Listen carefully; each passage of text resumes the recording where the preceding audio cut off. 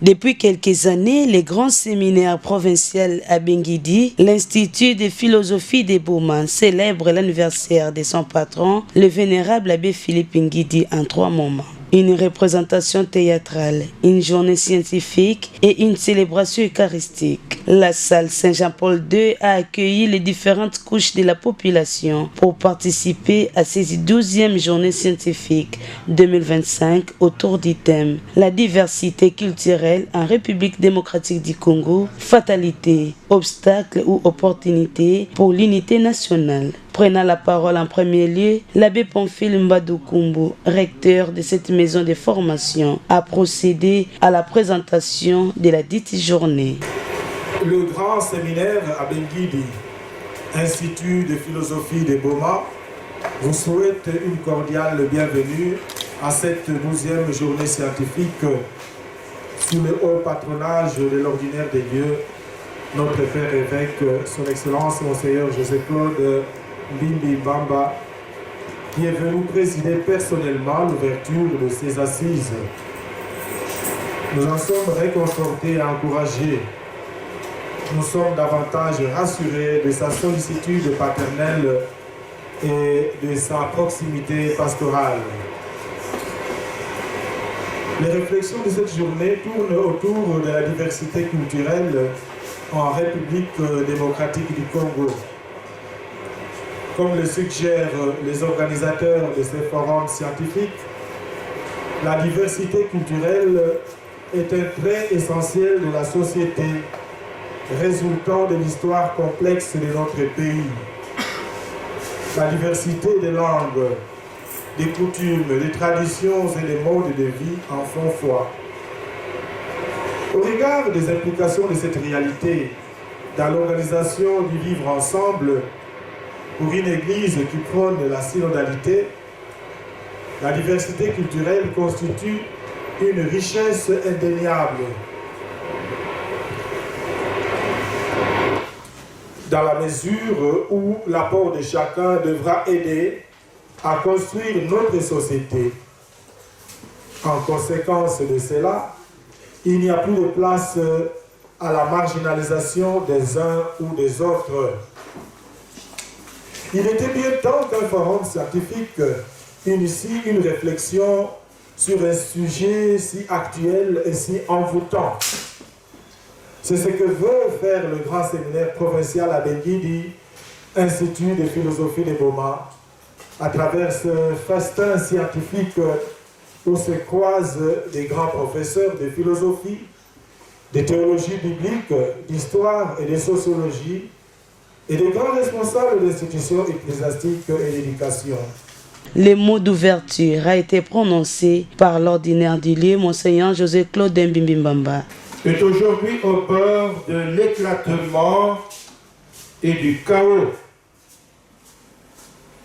Les convoitises internes et externes de ces richesses risquent d'avoir raison de sa résilience, de son unité nationale et de son intégrité territoriale. Aussi, des débats constructifs peuvent-ils éveiller la conscience nationale, déclencher un sursaut patriotique et susciter des actions décisives pour sauver de justesse notre pays et notre héritage. Je félicite les organisateurs de ce forum scientifique et je salue tous les participants présents dans la salle et ceux qui nous suivent à travers les ondes. Je forme le vœu que les différentes conférences et les débats qui en découleront contribuent tant soit peu au réveil patriotique de tous et à la renaissance de la nation congolaise. Sur ce, je déclare ouverts les travaux de la journée scientifique 2025 du grand séminaire Abbé Ngidi de Boma. Je vous remercie. 5 intervenants ont été retenus, chacun avec son sujet précis. L'impact de la conférence de Berlin sur la configuration tribale en République démocratique du Congo, développée par le professeur Richard Lumbika, représenté par le chef des travaux Étienne Mbodo. L'ingérence étrangère comme écueil à l'unité nationale exploitée par l'abbé Charles Ola Bangala. Le professeur Abbé Emery Mbadou a axé son intervention sur la richesse de la diversité dans un monde cosmopolite. Une lecture biblique de l'unité dans la diversité par les professeurs Abbé François Makaya Mabazoula. Et enfin, Monseigneur José-Claude Mbimibamba a enrichi son intervention sur l'unité dans la diversité, une question de responsabilité civique. Un jeu de questions et réponses a sanctionné cette activité qui s'est déroulée dans la salle Saint-Jean-Paul II. Ici est de rappeler que la célébration eucharistique aura lieu le jeudi 20 février 2025 au Grand Séminaire provincial Abbé Philippe Ngidi.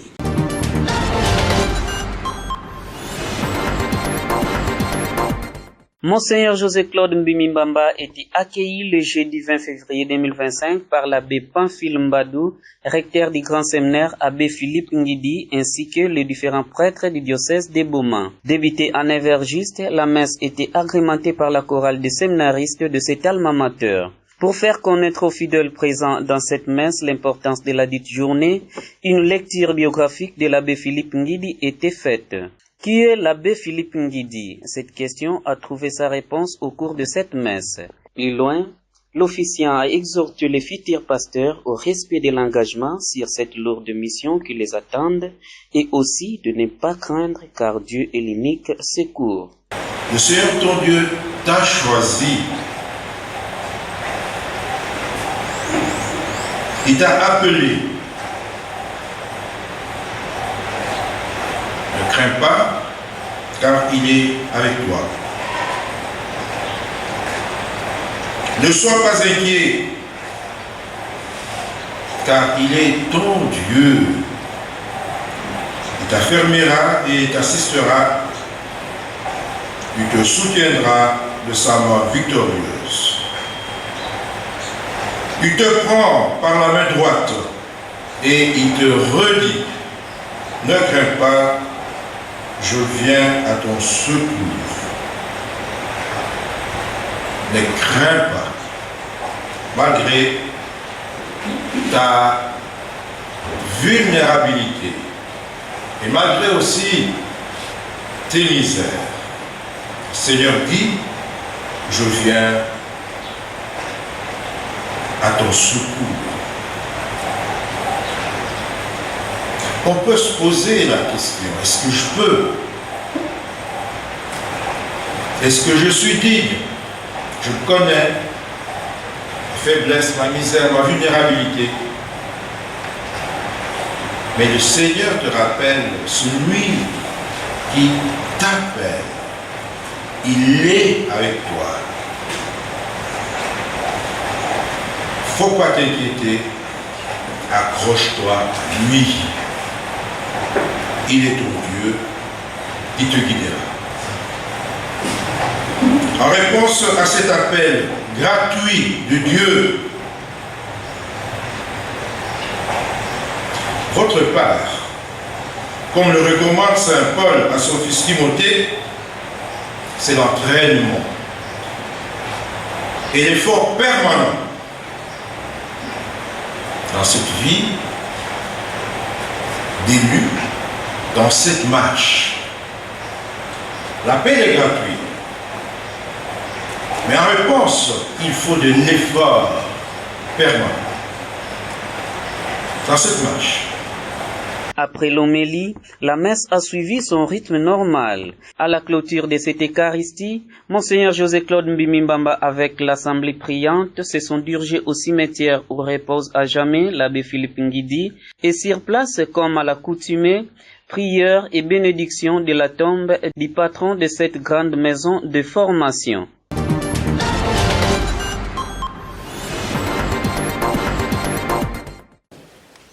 Avec la création de la quasi-paroisse Saint-Philippe apôtre, la fête patronale du Grand Séminaire se démarque quelque peu de celle de la quasi-paroisse qui aura plutôt lieu le 3 mai. Voilà pourquoi nous sommes revenus à notre cadre habituel, la chapelle du Grand Séminaire, mais en continuant à impliquer les membres de notre quasi-paroisse. Tout en saluant votre présence, nous vous souhaitons une cordiale bienvenue et une excellente fête patronale coïncidant avec le 83e anniversaire de la mort du vénérable abbé Philippe Ngidi. Permettez-nous de commencer par nous acquitter d'un noble devoir, celui d'exprimer notre reconnaissance à notre Père évêque, premier responsable de ce séminaire, pour son soutien et son accompagnement.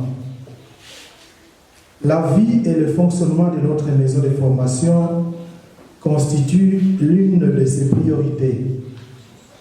Il ne s'arrête pas au conseil théorique, mais il va jusqu'à poser des actes concrets de promotion de cette œuvre en dépit des tempêtes multiformes qui secouent nos séminaires. C'est dans ce contexte également qu'il a pris l'engagement de reprendre ne serait-ce qu'un cours, question de nous gratifier de sa proximité paternelle et pastorale et mieux cerner nos problèmes. Merci, Père évêque.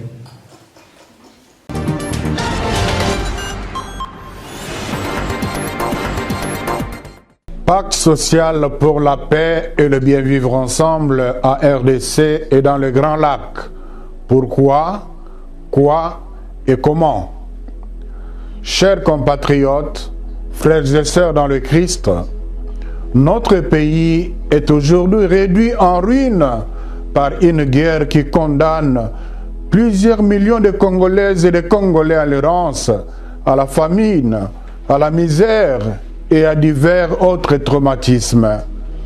Comment faire face à cette échelle sans précédent de souffrance et de destruction qui endeuille sans discontinuer notre pays? Voilà plus de 30 ans déjà.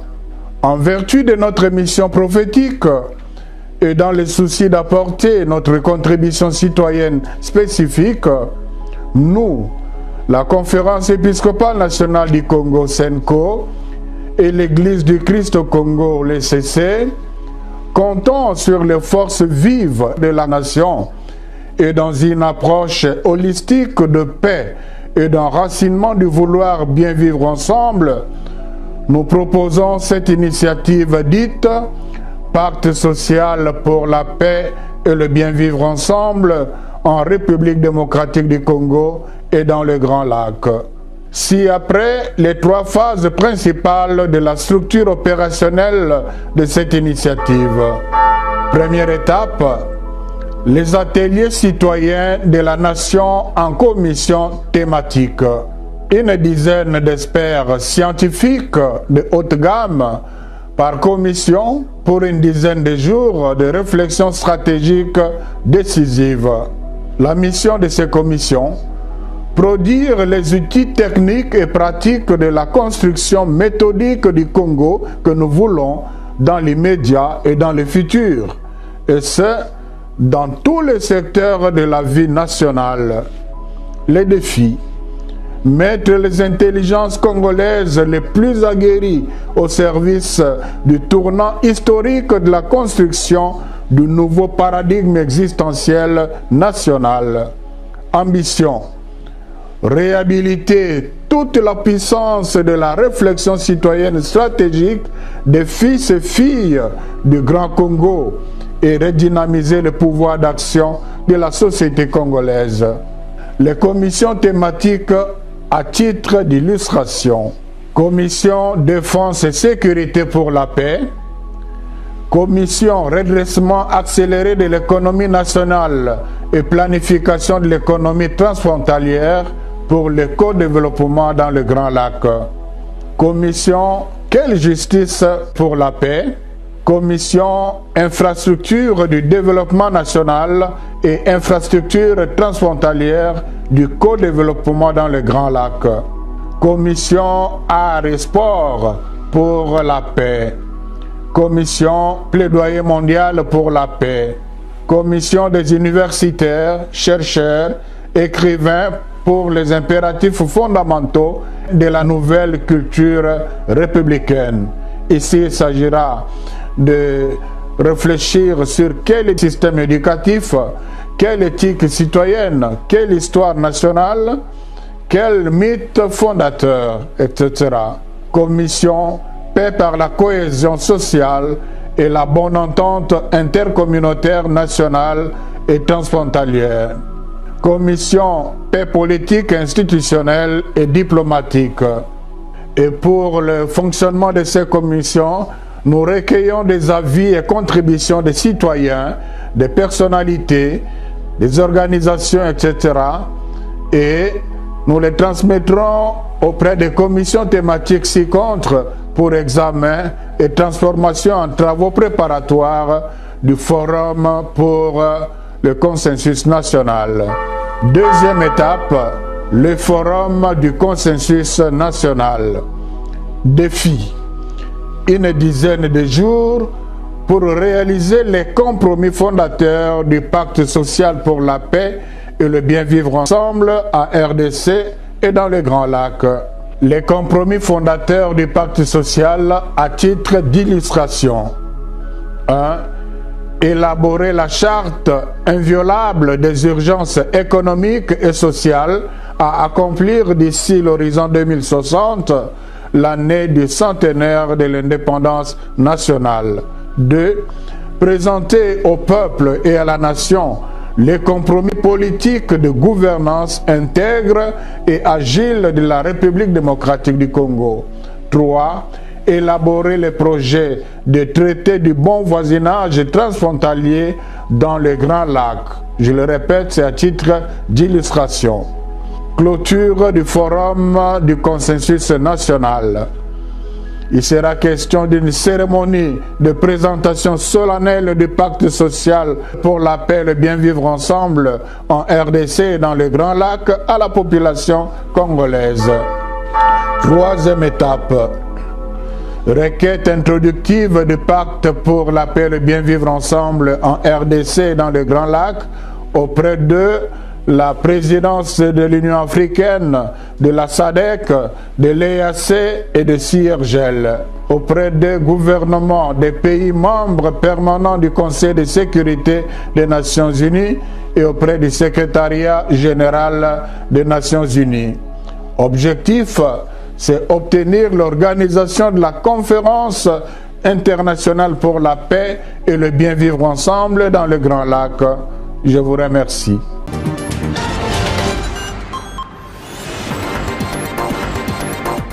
Les assises d'aujourd'hui, c'est un rendez-vous statutaire de la consulte ou du collège des consulteurs. C'est-à-dire, chaque mois, on a réunion du collège des consulteurs. Moi, en ma qualité de chancelier, notaire, secrétaire de la consulte, je peux vous faire un briefing. De manière générale, comme toujours, il y a des points qui reviennent toujours pour que l'évêque connaisse la température du diocèse sur tel ou tel autre point, pastoral, information.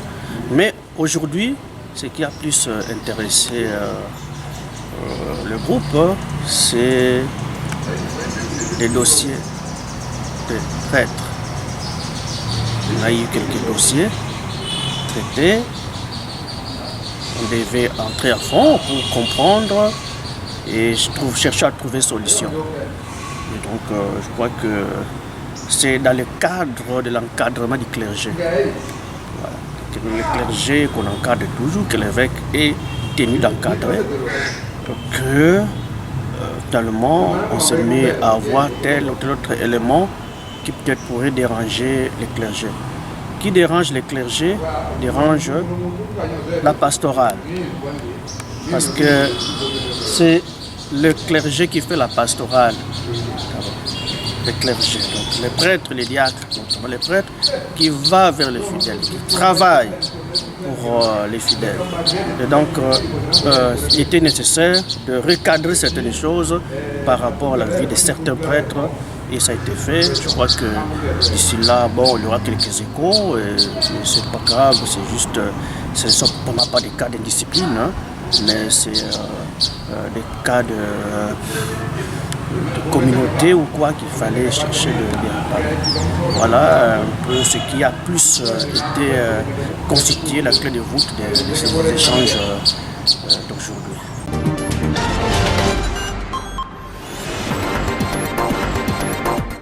Les forces vives de la province du Congo central se sont retrouvées à l'hôtel Lédia sur invitation du Fonds national des réparations des victimes des violences sexuelles liées au conflit et des victimes des crimes contre la paix et la sécurité de l'humanité, FONAREV en sigle. Le gouverneur, Grace Nkwanga Maswangi Bilolo, a personnellement pris part à cette activité de grande envergure, marquant le lancement de l'identification des victimes du Congo central, l'une des missions assignées au FONAREV, en vue d'aider les victimes à avoir accès à la justice, à être indemnisés et à recouvrer les dommages intérêts leur alloués, leur faire bénéficier gratuitement d'un accompagnement et d'une assistance judiciaire appropriée assurée par des avocats et leur allouer des réparations. Dans son mot des circonstances, le ministre des Droits humains, Edouard Samba, a démontré pourquoi le Congo central est pris en compte par le FONAREV. Discours appuyé par les témoignages poignants des 2 victimes des atrocités vécues lors des affrontements des forces de l'ordre et du mouvement Boudoudia Congo et du représentant des chefs coutumiers évoquant pour sa part des conflits de terre. Ayant pris la parole, Madame le directeur général adjoint du FONAREV, Emmanuel Zandi, a demandé à l'assistance de garder 1 minute de silence en mémoire des victimes de l'Est. Elle a précisé par ailleurs que le souci de cette structure instituée par la loi numéro 22/265 du 26 décembre 2022 doit être un engagement collectif. Les victimes ne seront plus jamais abandonnées. Le FONAREV est donc déterminé à mettre tout en place pour la réparation. Le défi du relèvement social et communautaire est une responsabilité collective. Le FONAREV a donc besoin de la mobilisation de toute la province et de toutes les institutions pour y parvenir. L'engagement de tout un chacun à leur côté est un message puissant. Les victimes ne seront plus jamais abandonnées. Le numéro 1 du Congo central, Grace Nkwanga, a remercié son Excellence Monsieur le Président de la République, Félix Antoine Tshisekedi Tshilombo, à travers FONAREV et souhaité plein succès aux activités menées sur terrain.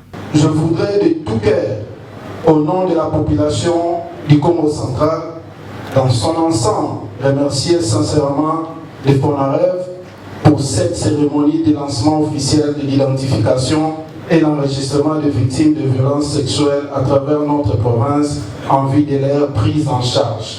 Il ne me reste plus qu'à souhaiter bon succès au FONAREV dans la province du Congo central. Sur ce, je déclare lancer officiellement le processus d'identification des victimes dans la province du Congo central.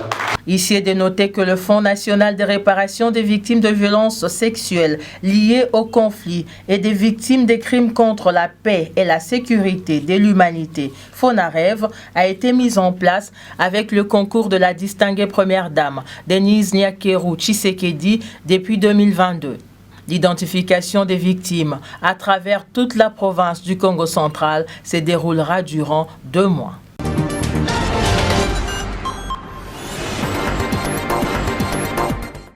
Les différents témoignages entendus ici sont extrêmement poignants.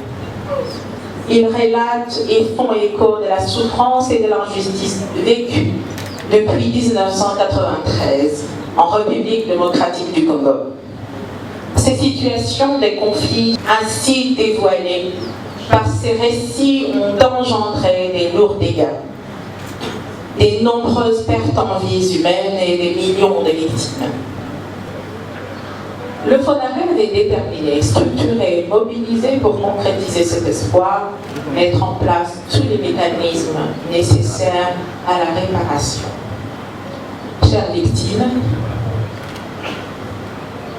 vous le savez, vous êtes la priorité du FONAREV, vous êtes placés au centre de toute l'action du FONAREV. Aidez-nous à ce que les victimes qui vont être identifiées, qui vont recevoir les réparations, soient réellement des vraies victimes. Aidez-nous. Je sais qu'ensemble, nous pourrons construire un avenir où la justice et la dignité triomphent. Je vous remercie.